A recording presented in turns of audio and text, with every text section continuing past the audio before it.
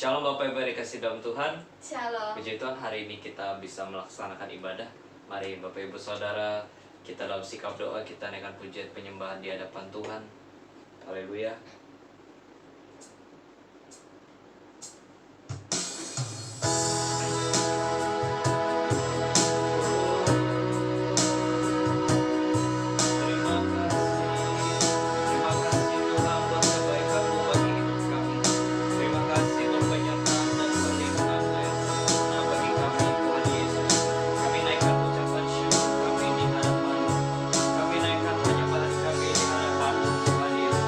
Terima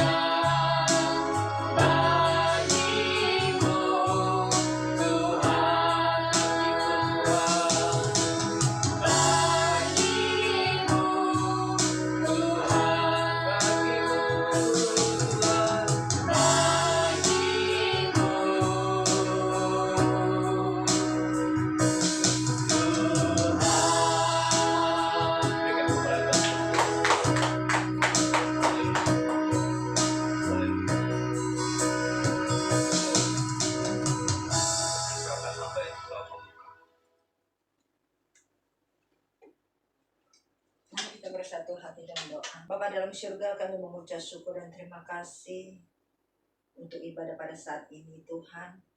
Engkau masih mempercayakan kami pelayanan pada saat ini. Kami mengucap syukur semua karena anugerah-Mu dalam kehidupan kami. Terlebih Tuhan, sucikan kuduskan kami, layakkan kami untuk melayani Engkau. Urapi kami semua yang terlibat pelayanan pada saat ini Tuhan. Dalam hal sekecil apapun kami melayani Engkau Bapa. Engkau mengurapi kami, memberkati kami. Tutup bungkus pagari ibadah ini dari awal pertengahan hingga akhirnya. Engkau ambil alih sepenuhnya ibadah pada saat ini. Biarlah setiap ibadah kami menjadi berkenan kepada Engkau Bapa. Terlebih nanti hamba-Mu yang menyampaikan isi hati-Mu. Biarlah setiap firman disampaikan boleh kami mengerti dan kami semakin boleh berakar, bertumbuh dan berbuah di dalam Engkau.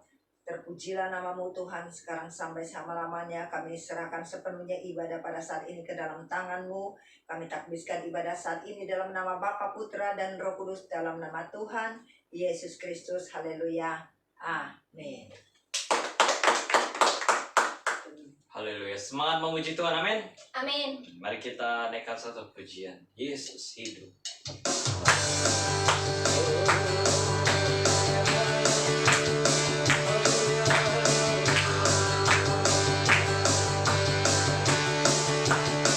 Kuasa maupun kuasa maupun dikalahkan. Amin. Oleh darah anak domba Allah, mampus telah ditaklukkan. Oh, hebat kita.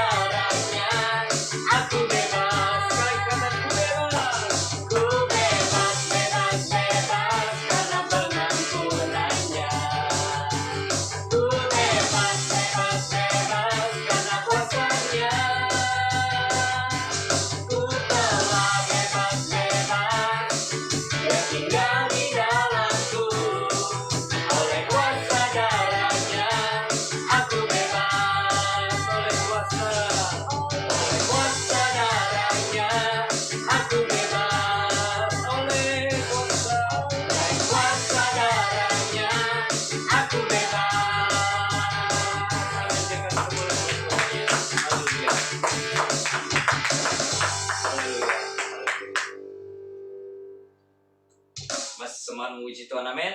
Amin. Mari kita naikkan lagi satu pujian. Datanglah dan bertahta, amin.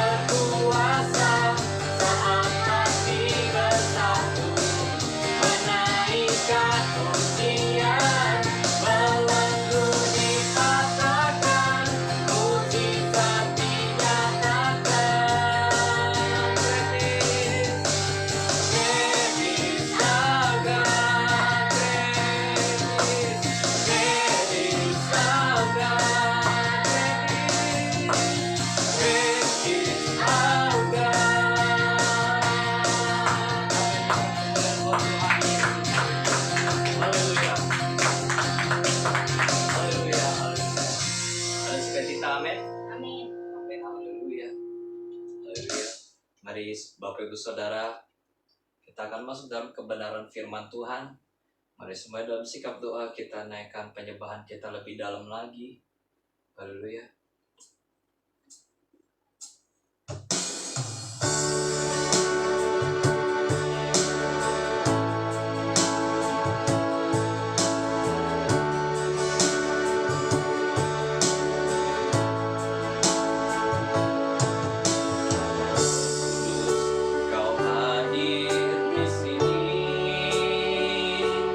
Roh Kudus, ku mengasihi.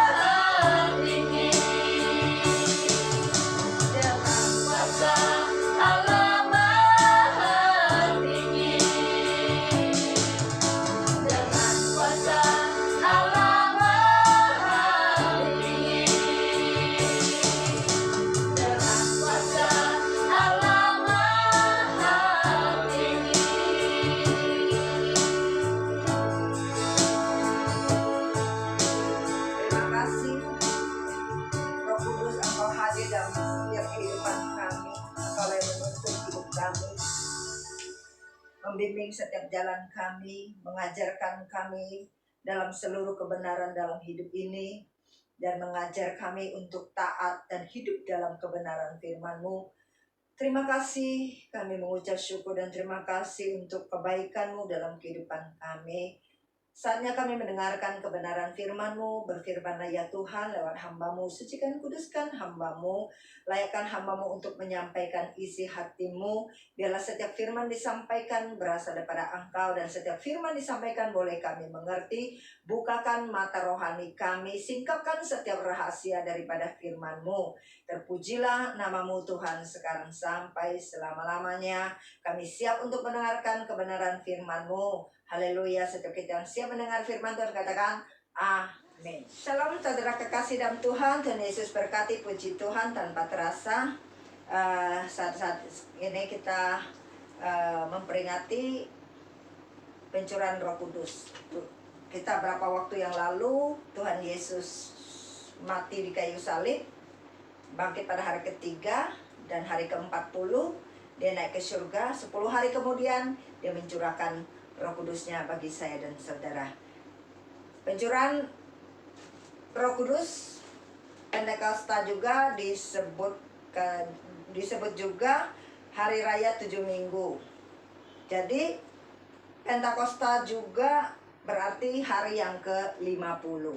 Nah, dalam perjanjian lama bangsa Israel menyebut Pentakosta sebagai hari pengucapan syukur atas pembebasan dari perbudakan Mesir bagi bangsa Israel. Dia keluar dari Mesir, dari perbudakan. Nah, mereka merayakan sebagai ucapan syukur hari pembebasan mereka dari perbudakan. Jadi di mana Tuhan Yesus mati, setelah kebangkitannya hari ke-40 dia naik ke surga, 10 hari kemudian dia mencurahkan Rohnya kepada setiap kita orang percaya. Mengapa Roh Kudus penting dicurahkan kepada setiap orang percaya? Karena Roh itu yang memberikan hidup kepada saya dan saudara. Tanpa Roh kita tidak bisa berbuat apa-apa.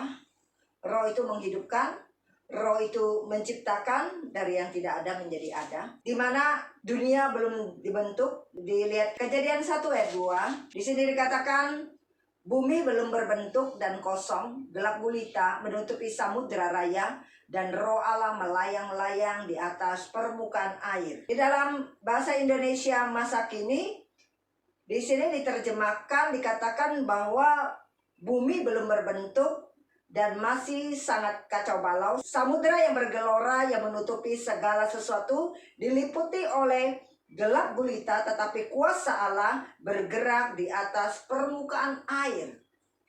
Jadi Roh itu yang menciptakan dari yang tidak ada menjadi ada. Sebelum Yesus naik ke surga, dia menjanjikan bahwa dia akan mengirimkan Roh Kudus, Roh penolong kepada setiap kita yang percaya kepada dia.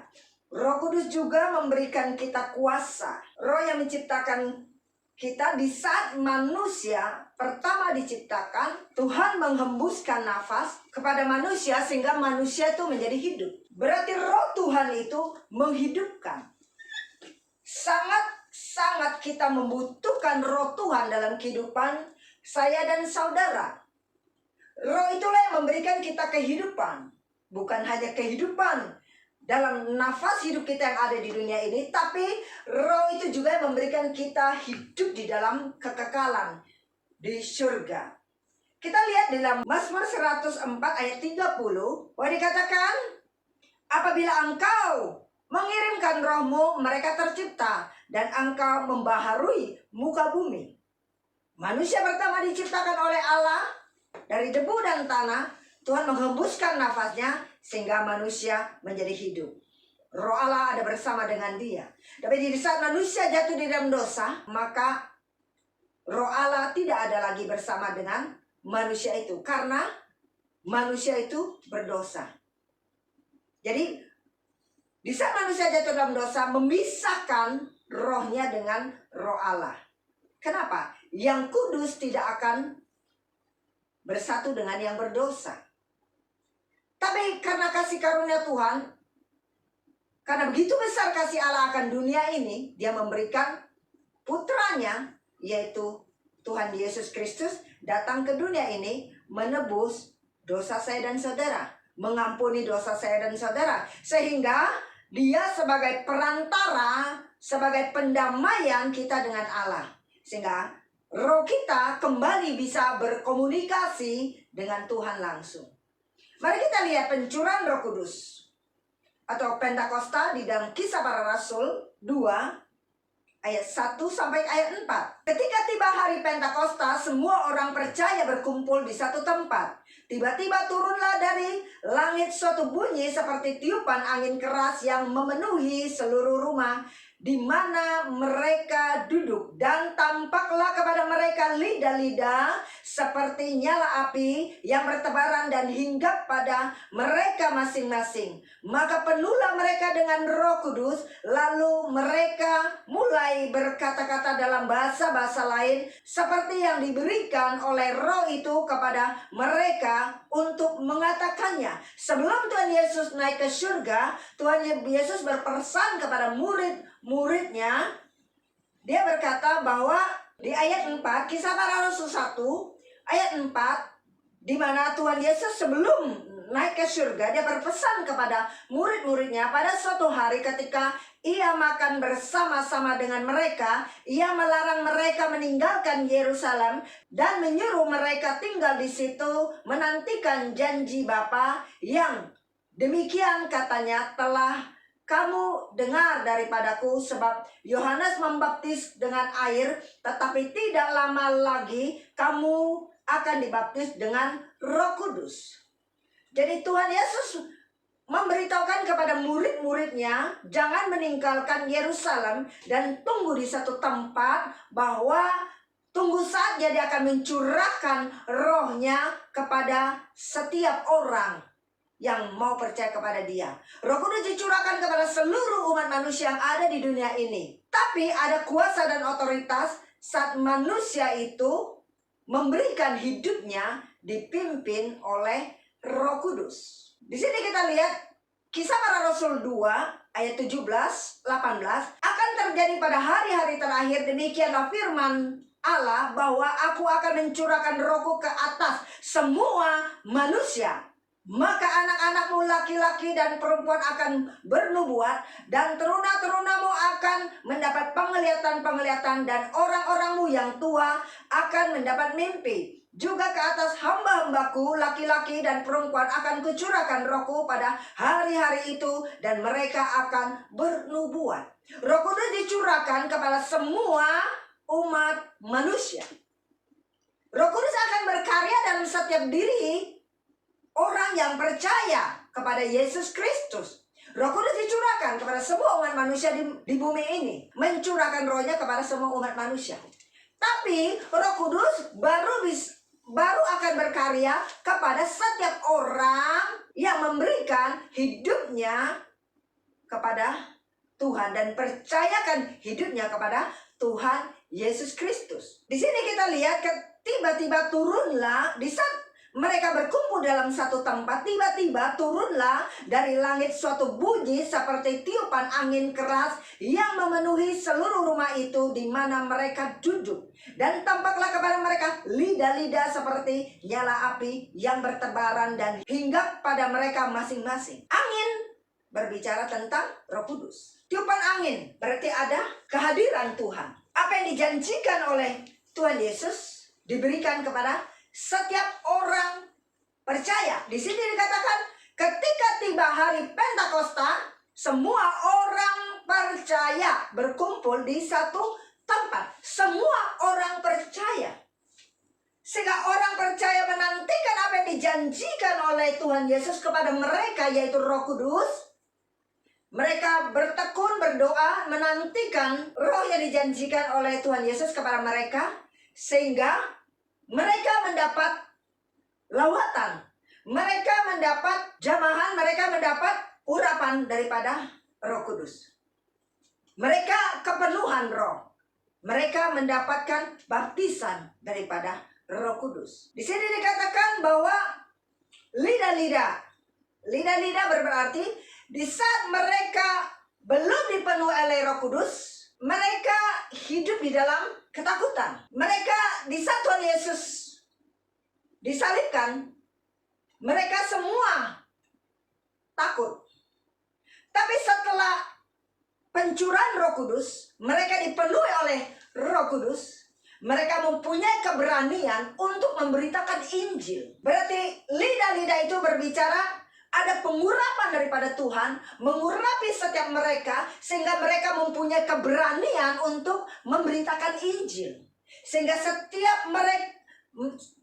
mereka yang mendapatkan Roh Kudus daripada Tuhan, mereka dengan berani memberitakan Injil. Mereka melakukan mukjizat-mukjizat. Banyak orang bertobat lewat pelayanan mereka. Mereka memberitakan Injil keselamatan tentang Yesus Kristus. Dan dikatakan nyala api. Nyala api adalah membakar setiap kehidupan kita yang tidak berkenan kepada Tuhan, akan dibakar dan akan dimurnikan oleh Tuhan. Sehingga apa yang tidak baik di dalam diri kita dimurnikan oleh Tuhan, dibakar dengan api. Api berbicara tentang panas. Benar, api wujudnya panas. Nyala api. Itulah Tuhan kita. Dia memurnikan setiap iman kita di dalam Dia. Segala roh ketakutan, roh kekhawatiran akan dibakar. Sehingga kita mempunyai roh yang membangkitkan iman kita di dalam Dia. Karena roh ketakutan bukan berasal daripada Tuhan. Roh Tuhan adalah roh yang membangkitkan iman kita di dalam Dia. Sehingga di saat pencurahan Roh Kudus, murid-muridnya mempunyai keberanian untuk memberitakan Injil keselamatan kepada orang-orang yang belum mengenal Injil. Sebelum mereka dipenuhi dengan Roh Kudus, sebelum mereka diurapi, mereka tidak mempunyai kuasa. Tapi setelah mereka menerima pengurapan atau kuasa urapan daripada Roh Kudus, mereka mempunyai keberanian. Karena mereka tahu hidup karena Kristus, mati keuntungan. Di saat kita menerima Tuhan Yesus sebagai Tuhan dan Juru Selamat, di saat kita dipanggil oleh Tuhan, maka kita mendapat kehidupan kekal, yaitu di surga. Makanya mereka tidak lagi takut untuk memberitakan Injil. Mereka tidak lagi takut untuk mati, karena mereka tahu di saat mereka mati, mereka ada di surga bersama Tuhan Yesus. Nah, disitulah kuasa Tuhan yang diberikan kepada setiap orang percaya. Nyala api juga berbicara tentang penerangan dalam hidup kita kepada orang-orang yang ada di sekitar kita. Jadi kita sebagai penerang, kita sebagai pembawa kehidupan kepada orang-orang yang ada di sekitar kita, kepada orang-orang yang belum mengenal Tuhan Yesus sebagai Tuhan dan Juru Selamat. Roh Kudus sangat penting dicurahkan kepada setiap kita yang percaya kepadanya, karena Roh itulah yang memberikan kita kehidupan. Dan Roh itu adalah yang menciptakan dari segala sesuatu tidak ada menjadi ada. Memberikan kita pengharapan. Memberikan kita masa depan. Amin. Jadi Roh Allah yang berkuasa dalam hidup saya dan saudara. Kalau Roh Allah yang bekerja dalam diri saya dan saudara, maka kita akan melihat kuasa Tuhan, mukjizat Tuhan dalam kehidupan kita. Dari yang tidak mungkin menjadi mungkin. Dari yang biasa-biasa menjadikan hidup kita yang luar biasa. Rasul Petrus, kehidupannya adalah biasa-biasa saja. Dia adalah seorang yang cadel, ya. Sebelum Yesus disalibkan, dia sudah menyangkal Tuhan Yesus 3 kali sebelum ayam berkokok 2 kali. Tapi begitu dipenuhi oleh Roh Kudus, sekali dia berkhotbah, 3.000 orang bertobat. Bahkan di saat meninggalnya saja, dia minta salib terbalik. Di mana dia dipenjarakan, tiba-tiba dia bisa keluar dari penjara. Karena apa? Kuasa daripada Roh Kudus. Karena Roh Kudus yang menciptakan, Roh Kudus yang melakukan semua karya dalam kehidupan orang percaya. Di saat kita percaya dan menyerahkan hidup kita kepada pimpinan daripada Roh Kudus, maka Roh Kudus yang akan berkarya dalam kehidupan saya dan saudara. Dia akan mengubahkan hidup saya dan saudara. Dia akan membawa saudara kepada satu terobosan, kepada terobosan yang lain. Satu kemuliaan kepada kemuliaan lain. Dari yang biasa-biasa menjadi luar biasa. Itulah Roh Kudus. Dia maha hadir, dia maha tahu. Kita lihat di dalam Mazmur 33 ayat 6 dikatakan, oleh firman Tuhan langit telah dijadikan, oleh nafas dari mulutnya segala tentaranya. Di dalam Alkitab bahasa Indonesia masa kini dikatakan bahwa Tuhan memberi perintah, maka langit tercipta, matahari, bulan, dan bintang dijadikan oleh sabdanya. Allah hanya berfirman, maka jadilah. Jadilah terang, jadilah gelap. Jadilah segala sesuatu yang ada di muka bumi ini. Pohon-pohon, burung, di udara, di darat, di laut, ikan-ikan di laut, binatang-binatang di darat, binatang-binatang di laut.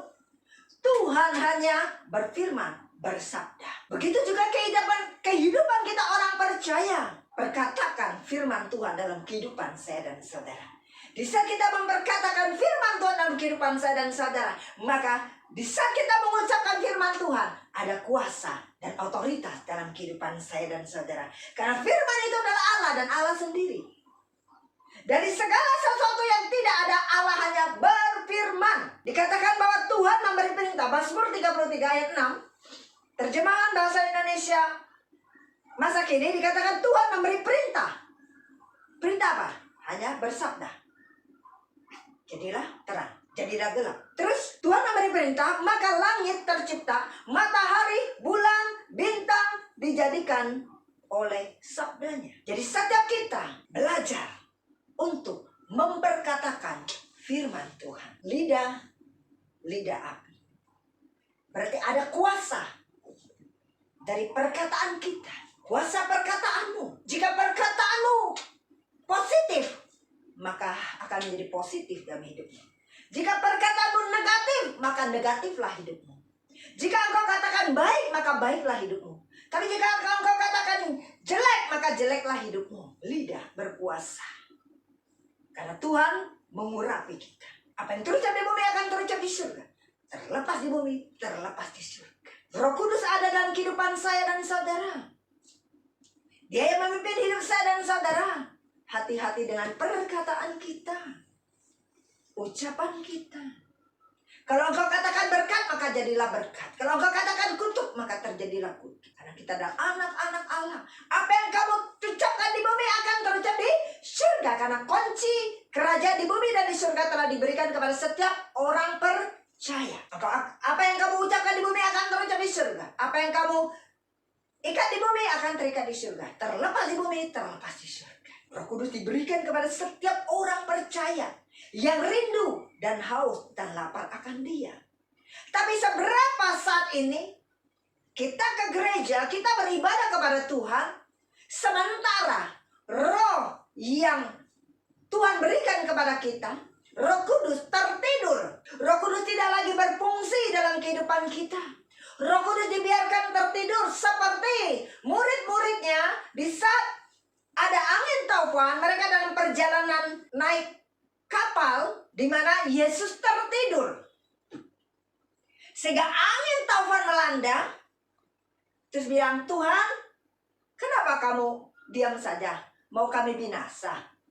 Nah sendiri dia tidak memberikan Roh Yesus untuk bekerja.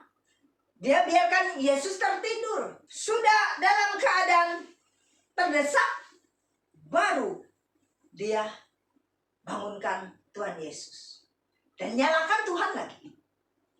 Seberapa kita kehidupan orang percaya juga seperti itu.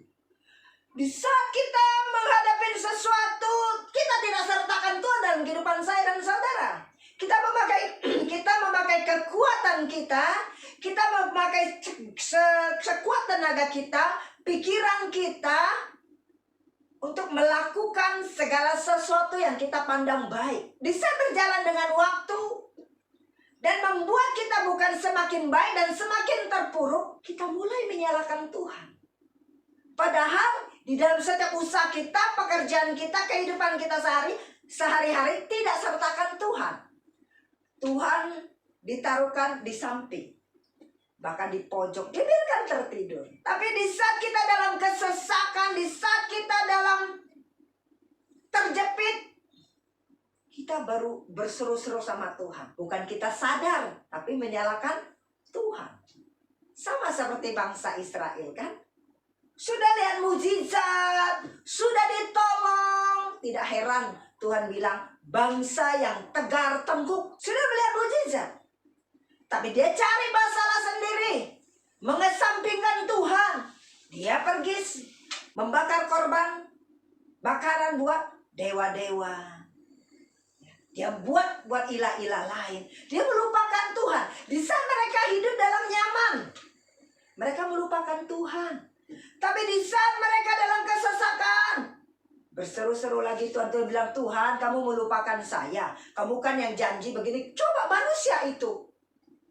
Ya kan? Tidak heran Tuhan itu mau musnahkan itu bangsa Israel. Kalau tidak karena satu Musa, pemimpin Musa yang murah hati, yang lembut hati, selalu berdamai dengan Tuhan untuk bangsa Israel. Kalau tidak ada pemimpin Musa, udah nggak ada lagi itu manusia-manusia bebal itu. Pokoknya dalam setiap kehidupan kita, kalau bukan kasih karunia Tuhan, nggak ada manusia yang diselamatkan. Karena kasih karunia Tuhan, sehingga kita diselamatkan. Tapi manusia juga sering, yaitu biarkan roh Tuhan tertidur. Roh Tuhan ditaruh di samping. Dia tidak menyertakan Tuhan dalam setiap kehidupan kita. Kita tidak menyertakan Tuhan dalam setiap masalah atau dalam kehidupan kita. Banyak orang roh Tuhan dibiarkan tertidur. Banyak orang ke gereja, tapi rohnya mati. Benar? Sementara mereka duduk di gereja, tapi pikirannya, otaknya kemana-mana. Sementara mereka beribadah kepada Tuhan, masih punya sejuta akar kepahitan, dendam, kekecewaan. Banyak orang ke gereja, mereka hanya ke gereja sebagai rutinitas dan kebiasaan. Sehingga mereka datang, pulang sama saja. Mereka merasa biasa datang, duduk, dengar firman Tuhan, terus persembahan, terus mereka pulang, ya udah biasa aja. Masuk kanan, keluar lagi di kiri. Lebih parah lagi kalau dia ke gereja bukan sepenuh hati. Sementara pendetanya berkhotbah, dia bilang, lama sekali ya. Pernah suatu saat saya ke gereja, ada pas ke toilet, ada berapa cewek-cewek lah gitu. Ngomel-ngomel, bilang, iya khotbahnya lama sekali sih, udah lama begini. Siapa yang suruh datang gitu loh? Nggak ada yang suruh kita datang loh. Kalau kamu datang hanya ke gereja untuk rutinitas, lebih baik jangan datang. Sayang kan? Buang ongkos, buang waktu. Lebih baik tidur di rumah. Tapi ada orang ke gereja numpang tidur. Di rumah mungkin nggak ada AC, jadi dia ke gereja tidur ada AC. Atau dia ke gereja, sementara pendetanya menyampaikan firman Tuhan, dia juga gosip di belakang. Atau dia juga berkhotbah, tapi tentang dunia. Bukan tentang firman Tuhan, tapi dunia. Sehingga buat apa ke gereja? Mengganggu ketenangan orang lain. Gak ada gunanya, ya kan? Nah, itu roh-roh yang tertidur. Roh-roh yang tidak berkarya. Roh Tuhan yang tidak diizinkan untuk berkarya dalam dirinya. Harusnya di saat roh Tuhan dicurahkan kepada kita, kita ada terobosan. Karena roh itu menghidupkan kita. Dari yang kita mungkin gak punya semangat hidup, roh kita dibangkitkan sehingga kita mempunyai semangat hidup karena kita mempunyai pengharapan. Pengharapan di dalam Tuhan. Roh kita dibangkitkan sehingga membuat hidup kita berubah dari yang biasa-biasa menjadi orang yang luar biasa. Latar belakang kita tidak mempengaruhi masa depan kita. Karena masa depan kita ada dalam tangan Tuhan yang penuh dengan kuasa. Karena roh yang sanggup mengubahkan hidup saya dan saudara. Dia membaharui pikiran dan hati saya dan saudara. Dia menciptakan Dia memberikan hidup buat saya dan saudara. Karena dia Allah yang maha kuasa. Amin. Sungguh kalau kita memberikan peluang untuk Roh Kudus berkarya dalam kehidupan kita, sungguh kita akan melihat kuasa Tuhan yang luar biasa dalam kehidupan saya dan saudara. Berikan tempat Roh Kudus di dalam hati saya dan saudara, maka dia akan berkarya dalam kehidupan saya dan saudara. Roh Kudus bukan hanya tinggal diam dan dia tidak berfungsi. Berikan Roh Kudus tempat. Berikan dia yang mengendalikan dan memimpin seluruh kehidupan saya dan saudara. Ayo setiap kita bangkit bersama Tuhan. Tuhan Yesus memberkati. Haleluya. Terima kasih Tuhan untuk kebenaran firman-Mu. Roh-Mu dicurahkan buat kami supaya kami menerima kuasa daripada Engkau. Dan kami akan hidup menjadi manusia yang baru, ciptaan yang baru. Hidup kami diubahkan. Dari kami yang biasa-biasa menjadi luar biasa. Di saat Roh Kudus menguasai dalam kehidupan kami akan berjalan dalam satu kemuliaan kepada kemuliaan lain. Terpujilah nama-Mu Tuhan sekarang sampai selama-lamanya. Setiap kami rindu dan kami haus akan jamahan-Mu, urapan-Mu Tuhan dalam setiap kehidupan kami. Terima kasih Tuhan. Materaikan kebenaran firman-Mu dalam setiap kehidupan kami. Dalam nama Bapa, Putra, dan Roh Kudus. Dalam nama Tuhan Yesus Kristus. Haleluya. Amin. Kami saat ini mempersiapkan hati kami untuk masuk perjamuan asa yang kudus. Mari kita angkat tangan kita, arahkan ke perjamuan ini. Tuhan, perjamuan ini mengingatkan kami kematian-Mu di atas kayu salib, menebus dosa dan kesalahan kami. Mengampuni dosa dan kesalahan kami, membebaskan kami dari segala kutuk, menyembuhkan kami dari segala sakit, memulihkan setiap kehidupan kami, memperdamaikan kami dengan Allah. Terima kasih Tuhan. Biarlah Tuhan Engkau menyucikan, menguduskan perjamuan ini. Roti melambangkan tubuh-Mu, anggur melambangkan darah-Mu, darah perjanjian buat kami ya Tuhan, darah penebusan, Engkau yang menjadi pendamai buat kami, bagi kami dengan Allah. Terima kasih Tuhan. Terima kasih memberkati perjamuan ini. Dalam nama Bapa, Putra, dan Roh Kudus. Dalam nama Tuhan Yesus Kristus. Haleluya. Amin. Sebab apa yang telah aku teruskan kepadamu telah aku terima dari Tuhan, yaitu bahwa Tuhan Yesus pada malam waktu ia diserahkan mengambil roti. Mari kita angkat roti kita tinggi-tinggi, dan sesudah itu ia mengucap syukur atasnya. Ia memecah-mecahkannya dan berkata, inilah tubuhku yang diserahkan bagi kamu. Perbuatlah ini menjadi peringatan akan aku. Di dalam nama Tuhan Yesus Kristus. Haleluya. Amin. Demikian juga ia mengambil cawan sesudah makan, lalu berkata, mari kita angkat cawan kita tinggi-tinggi. Cawan ini adalah perjanjian baru yang dimateraikan oleh darahku. Perbuatlah ini setiap kali kamu meminumnya menjadi peringatan akan aku. Mari bersama-sama katakan ini. Dalam nama Tuhan Yesus Kristus. Haleluya. Amin. Mari kita masuk dalam penyembahan. Kita persiapkan hati kita untuk masuk dalam penyembahan.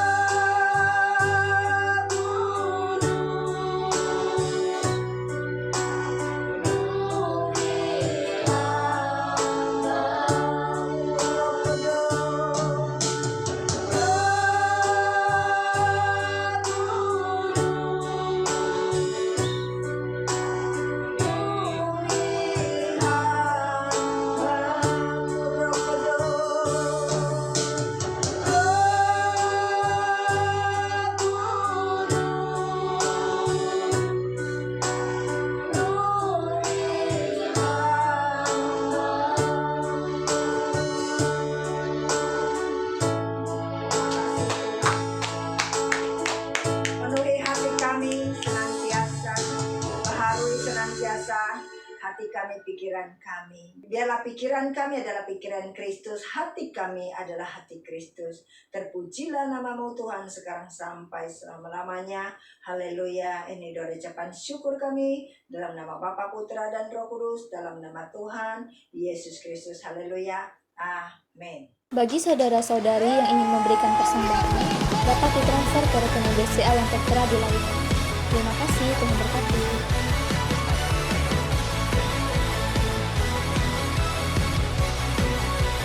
Mari saudara terkasih dalam Tuhan, kita bersatu dalam doa syafaat. Bapa kami dalam surga, Tuhan Yesus Kristus, terima kasih untuk ibadah raya pada hari ini yang telah Engkau perlancar dari awal, pertengahan hingga akhir. Biarlah setiap firman yang telah kami dengar boleh tertanam dalam hati kami, berakar, bertumbuh, dan berbuah dalam kehidupan kami. Urapi kembali hamba-Mu yang telah menyampaikan sabda kebenaran firman-Mu dengan urapan baru daripada Engkau, roh hikmat, marifat, semakin Engkau tambahkan kepada beliau, sehingga apa yang menjadi isi hati-Mu boleh senantiasa disampaikan oleh hamba-Mu kepada kami semua. Kami juga mengangkat kedua tangan kami berdoa untuk Ibu Feni Febrinita yang telah Engkau percayakan menggembalakan jemaat di GPR Living Bread ini. Penyertaan-Mu sempurna di sepanjang pelayanannya, kemanapun kakinya melangkah, Engkau turut campur tangan, mujizat yang heran, kesembuhan, pemulihan, terobosan boleh terjadi dalam setiap pelayanannya. Berikan juga jubah kerendahan hati kemanapun hamba-Mu melayani Engkau. Roh sukacita, damai, sejahtera, berkat dari barat, utara, timur, serta Engkau kirimkan menyertai di sepanjang pelayanannya. Dan juga keharmonisan Engkau taruh di tengah-tengah keluarganya. Berikan roh takut akan Engkau kepada anak-anaknya, sehingga dimanapun anak-anak yang berada boleh menjadi kemuliaan bagi nama-Mu. Dan begitu pula setiap daripada kami hamba-Mu yang telah melayani Engkau, baik song leader, singer, pemain musik, dan yang terlibat dalam pelayanan sekecil apapun pada hari ini, urapi kami semua kembali dengan urapan baru daripada Engkau. Berikan kami satu kesatuan hati di dalam pelayanan ini. Ikat kami dengan tali kasih-Mu, bahkan jumlah di antara kami semakin Engkau tambahkan. Setiap jemaat yang telah mengikuti ibadah pada hari ini juga, Engkau Tuhan Allah yang mengurapi, Engkau Tuhan Allah yang senantiasa menarik hati kami untuk senantiasa selalu rindu dan haus akan hadirat dan firman-Mu, sehingga kami boleh senantiasa dituntun berjalan di dalam jalan-Mu. Dan bangsa kami Engkau yang memberkati, berikan roh takut akan Engkau kepada pemimpinnya, sehingga setiap keputusan yang mereka putuskan adalah untuk kesejahteraan rakyat kami Indonesia. Penuaian jiwa juga boleh terjadi lebih lagi atas Indonesia. Indonesia boleh dipenuhi dengan kemuliaan nama-Mu. Dan juga tangan-tangan yang telah memberikan persembahan, Engkau memberkati usaha, pekerjaan, mata pencarian, apapun yang kami kerjakan boleh berhasil dan beruntung. Dan ajar kami lebih lagi menabur untuk kemuliaan bagi nama-Mu, sebab kami tahu setiap berkat adalah berasal daripada-Mu ya Tuhan. Terima kasih Tuhan Yesus. Setiap doa kami serahkan ke dalam tangan-Mu. Engkau yang sempurnakan doa kami di dalam nama Tuhan Yesus Kristus. Haleluya. Amin. Mari kita angkat kedua tangan kita mau menerima berkat daripada Tuhan. Tuhan memberkati engkau dan melindungi engkau. Tuhan menyinari engkau dengan wajahnya dan memberi engkau kasih karunia. Tuhan menghadapkan wajahnya kepadamu dan memberi engkau damai sejahtera.